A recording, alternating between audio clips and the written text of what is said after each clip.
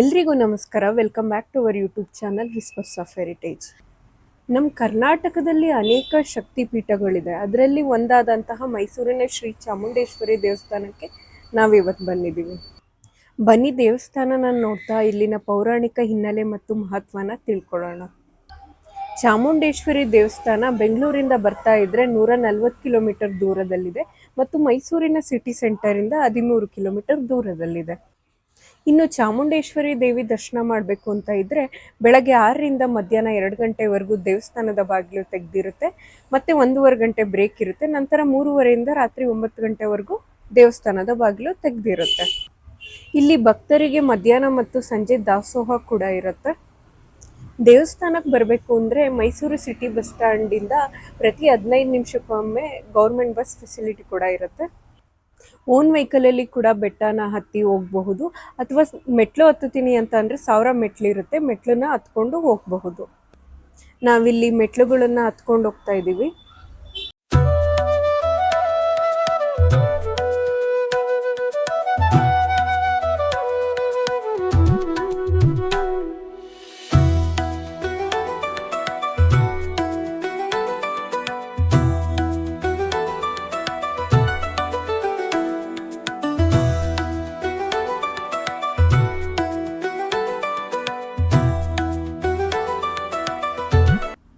ಮೆಟ್ಲುಗಳನ್ನು ಹತ್ತು ಹೋಗ್ಬೇಕಾದ್ರೆ ಇಲ್ಲೊಂದು ಸನ್ಸೆಟ್ ಸನ್ರೈಸ್ ವ್ಯೂ ಪಾಯಿಂಟ್ ಕೂಡ ಇದೆ.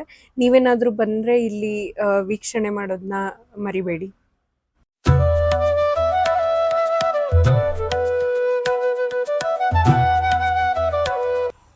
ಅರ್ಧ ಮೆಟ್ಟಿಲುಗಳನ್ನು ಹತ್ತಿ ಬಂದಮೇಲೆ ನಾವಿಲ್ಲಿ ಒಂದು ಬೃಹದಾಕಾರದ ನಂದಿನ ಕೂಡ ನಾವಿಲ್ಲಿ ನೋಡಬಹುದು.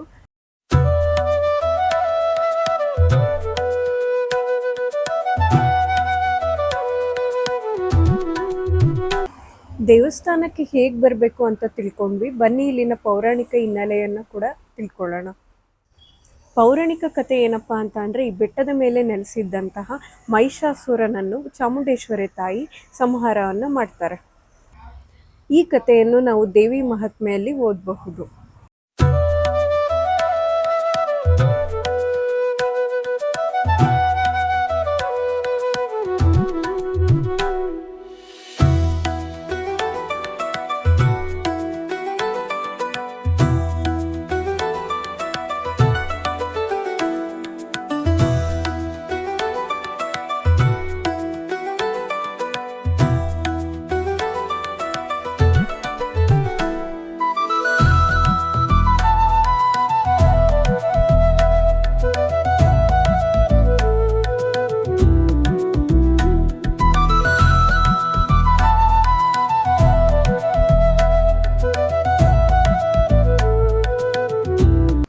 ಸ್ಕಂದ ಪುರಾಣದಲ್ಲಿ ಉಲ್ಲೇಖಿಸಿರುವಂತೆ ಈ ಬೆಟ್ಟವನ್ನು ತ್ರಿಮುಕುಟ ಕ್ಷೇತ್ರ ಅಂತ ಕರೆಯಲಾಗುತ್ತದೆ.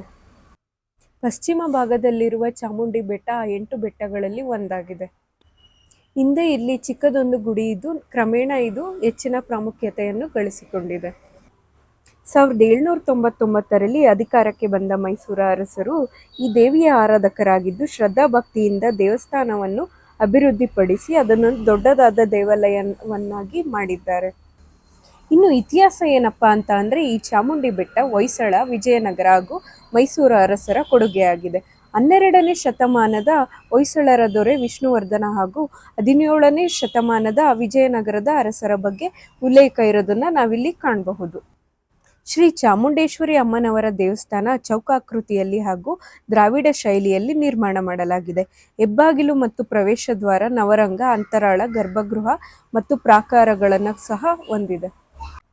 ಇನ್ನು ಗರ್ಭಗುಡಿಯಲ್ಲಿ ಮಹಿಷಾಸುರ ಮರ್ದಿನಿಯಾದ ಚಾಮುಂಡೇಶ್ವರಿ ಅಮ್ಮನವರ ವಿಗ್ರಹವನ್ನು ಸಹ ನಾವಿಲ್ಲಿ ಕಾಣಬಹುದು. ನಾವೀಗ ಮಹಾಬಲೇಶ್ವರ ಸ್ವಾಮಿ ದೇವಸ್ಥಾನಕ್ಕೆ ಬಂದಿದ್ದೀವಿ. ಈ ದೇವಸ್ಥಾನ ಚಾಮುಂಡೇಶ್ವರಿ ಅಮ್ಮನವರ ದೇವಸ್ಥಾನದ ಪಕ್ಕದಲ್ಲೇ ಇದ್ದು ಅತ್ಯಂತ ಪ್ರಾಚೀನವಾದುದು ಅಂತ ಹೇಳಲಾಗುತ್ತದೆ. ಹಾಗೆ ಈ ಬೆಟ್ಟವನ್ನು ಹಿಂದೆ ಮಹಾಬಲಾದ್ರಿ ಬೆಟ್ಟ ಅಂತ ಕೂಡ ಕರೆಯಲಾಗ್ತಾ ಇರುತ್ತೆ.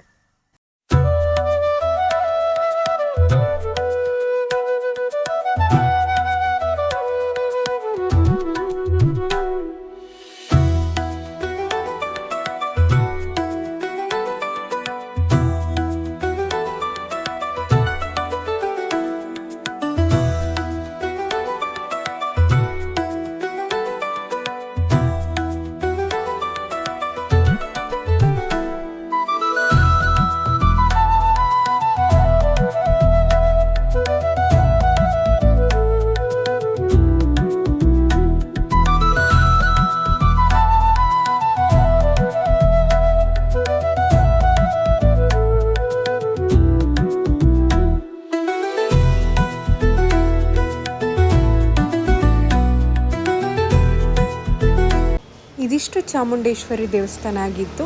ಈ ವಿಡಿಯೋ ನಿಮಗೆ ಇಷ್ಟ ಆಗಿದ್ರೆ ಲೈಕ್ ಮಾಡಿ, ಶೇರ್ ಮಾಡಿ, ಸಬ್ಸ್ಕ್ರೈಬ್ ಮಾಡಿ. Thank you.